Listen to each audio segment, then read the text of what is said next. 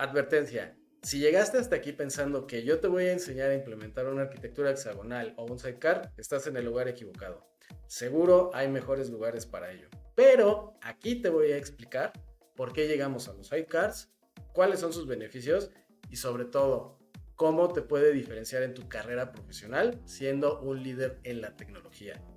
Así que quédate, te conviene. Hola a todos. Si eres Engineering Manager, Tech Lead, gerente, arquitecto o un CTO, o estás aspirando a una de esas posiciones de liderazgo técnico, pues seguramente te has enfrentado a esta pregunta. ¿Cómo protejo mi sistema sin asfixiar la velocidad de mis desarrolladores? Llevo 26 años viendo cómo intentamos resolver esta duda y hoy les quiero hablar de una evolución que para mí es fascinante y es el paso de la arquitectura hexagonal al Service Mesh. Les digo la verdad, estuve leyendo este libro, Fundamentals of Software Architecture, de Mark Richards y Neil Ford.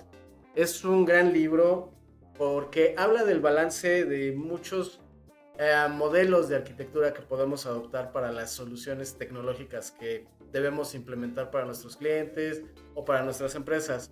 Y allí encontré que todos estos cambios, todas estas tendencias y estilos arquitectónicos, pues responden a necesidades del mundo real, no a meros caprichos. Y me parece que el balance en el uso de ellas es algo que se ilustra muy bien en ese libro. Y hoy les quiero hablar justamente de esto, del Service Mesh y de cómo nos podemos beneficiar de él en algunos escenarios, no en todos. La primera cuestión de la arquitectura de software es que se trata de un mundo del trade-off, o sea, de fuerzas que jalan en diferentes direcciones porque favorecen algún determinado atributo de calidad de nuestro sistema de información. ¿De acuerdo? Entonces vamos a analizar un poco más por qué llegamos a la arquitectura hexagonal y por qué en este momento también se está abriendo paso el Service Mesh. Vamos a verlo. La primera cuestión que nos debemos de preguntar o que muchos equipos se preguntan es si estamos gastando el tiempo de nuestros programadores senior en escribir código que la infraestructura ya nos regala. En este momento ya nos lo regala. Y hoy vamos a desmitificar estas dos arquitecturas y lo más importante, cuándo elegir cada una desde una visión pues de negocio, más que de meras modas o de la seguridad de lo ya conocido.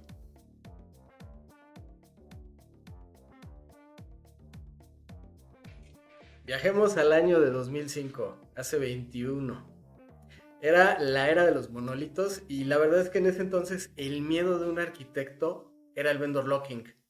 Exacto, si tenías todo en Oracle y querías pasarte a SQL Server, pues ya te chingaste porque había que pagarle algún fee a Oracle o al motor que fuera, a la compañía que se tratara.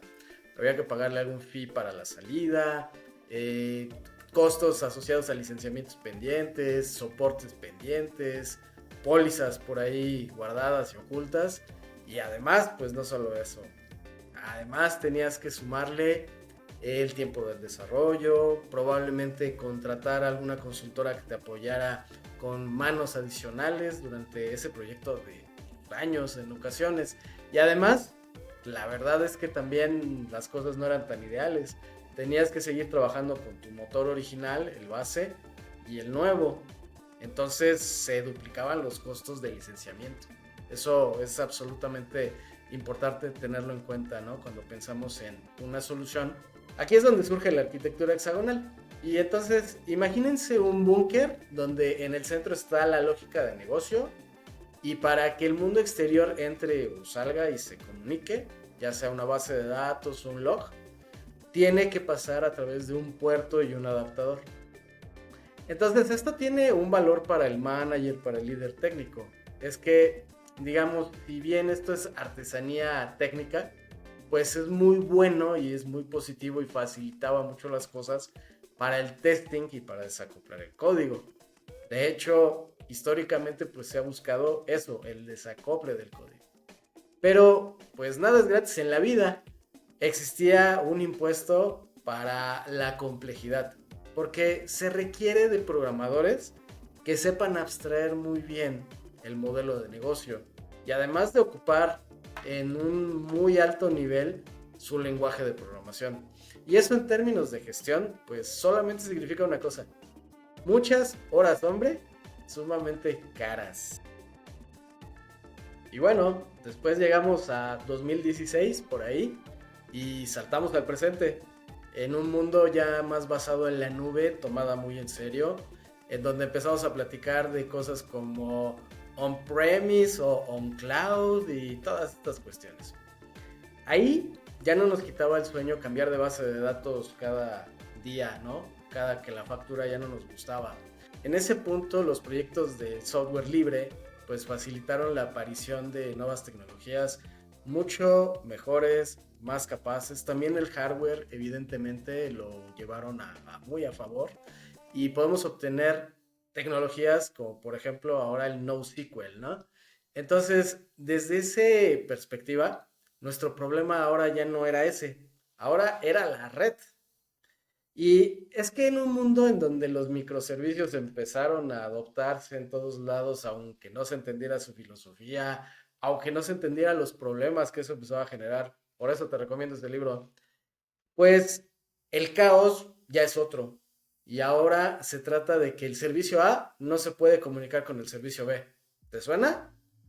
O que no sabemos por qué falló una transacción. ¿Ese también te suena? Entonces, aquí es donde entra el Service Mesh con su patrón de sidecar. Vamos a imaginarnos la moto con el carrito de al lado. El carrito de al lado es un sidecar. Entonces, imagínense más o menos que cada microservicio le ponemos un guardaespaldas al lado, ¿no? Este guardaespaldas, que en realidad es un proxy de red, pues intercepta todo el tráfico. Y digo entre comillas intercepta porque realmente todo el tráfico que sale del pod en donde se hace el deployment del microservicio, pues está pasando a través de ese proxy. Entonces no intercepta, realmente todo está pasando por ahí. Entonces es literalmente un ataque de man in the middle, pero la realidad es que es organizado por nosotros mismos para nuestro beneficio. El sidecar se encarga de cosas como los reintentos. Por ejemplo, cuando una petición HTTP pues no se logra en el primer intento, normalmente muchos equipos implementan con ifs y bloques while, por ejemplo, esos reintentos. Ah, bueno, pues el sidecar se encarga de esas cosas, entre otras, como por ejemplo el cifrado y de avisarnos si algo falló y de registrarlo, ¿no? Darnos un patrón que se llama observabilidad y que pues hoy en la nube es casi que de todos los días. Y si eso no es parte de tus días, entonces, bueno, tómalo en cuenta, investigalo, velo adoptando. Pero aquí el desarrollador ya no escribe el código para la red. Si te das cuenta, todo eso fue en la red. El desarrollador ya no escribe código para la red. Ahora es código para el negocio. En la realidad de hoy en día, como líderes técnicos, debemos decidir dónde vamos a pagar por la complejidad. Y es que existen dos opciones en este punto. En el código, a través de una arquitectura hexagonal, en donde sí, efectivamente tienes un binario limpio y muy rápido. Pero dependes de que tu equipo mantenga la disciplina técnica en 30 microservicios o en 30 proyectos distintos. Ahí en donde vas a necesitar de programadores con mucho conocimiento de abstracción, que entiendan muy bien de interfaces, de inyección de dependencias, de inversión de dependencias, de los principios solids, que entiendan de contenedores para conexión a base de datos, porque justamente ahí estás pagando el precio de poder intercambiar una base de datos por otra en el tiempo en que se necesitaba, que era algo muy valioso, pues lo terminabas pagando con una implementación bastante compleja, pero que te garantizaba hacer un quitapón de un motor de base de datos y hacerla intercambiable. Entonces, pagabas ese tipo de recursos de programación en ese momento dentro de tu equipo. Ahora bien, tenemos la segunda alternativa, que es pagarlo dentro de la infraestructura, y es ahí donde entra el Service Mesh, que si no lo habías escuchado, lo vas a estar escuchando cada vez más porque es la nueva tendencia. Y en ese mismo modelo, liberas al equipo de programadores, pero ahora necesitas de un equipo de plataforma y de DevOps pues mucho más nutrido, que además sepa operar herramientas complejas como Istio o AppMesh de AWS. Además de que vas a tener que pagar una pequeña factura de latencia y de RAM. Aquí, ojo, el mesh no hace magia con tus logs de negocio. Porque muchos vendors te van a decir que esto es mágico, que tienes observabilidad de todos tus eventos. No es verdad. Si quieres saber qué usuario compró qué, eso sigue siendo código.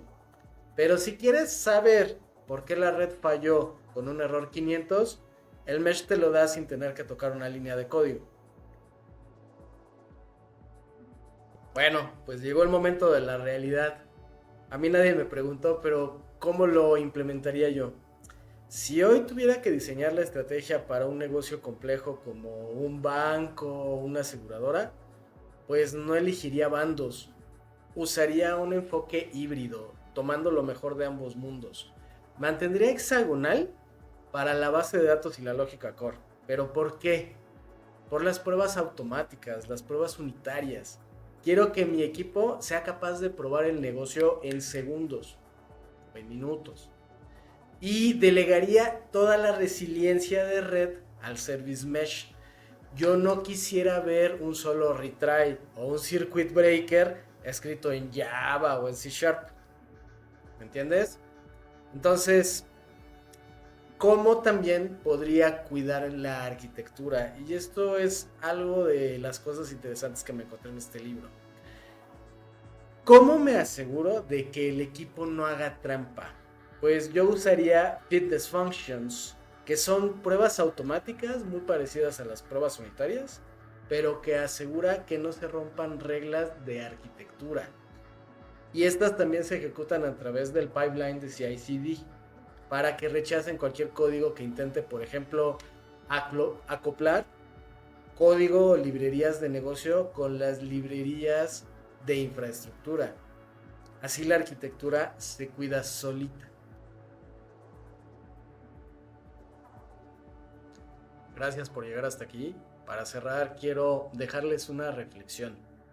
La arquitectura no es una religión cerrada, es una gestión de recursos. En 2005 protegíamos el código porque el software era rígido, los vendors eran caros y habían pocas alternativas. Pero en 2026 protegemos a la red porque el sistema es distribuido. Eso no pasaba en ese entonces, en 2005. Como engineering managers, como líderes técnicos, como arquitectos, nuestro trabajo no es el de escribir el código más elegante, ese es el del desarrollador. En lugar de eso, el nuestro es crear el entorno donde el valor de negocio fluya más rápido. No hay ni buenos ni malos, hay balance. Recuerden, la arquitectura es el arte del balance. ¿En qué prefieres gastarte el tiempo de tu equipo el día de hoy? ¿En configurar puertos y adaptadores y ganar de estabilidad?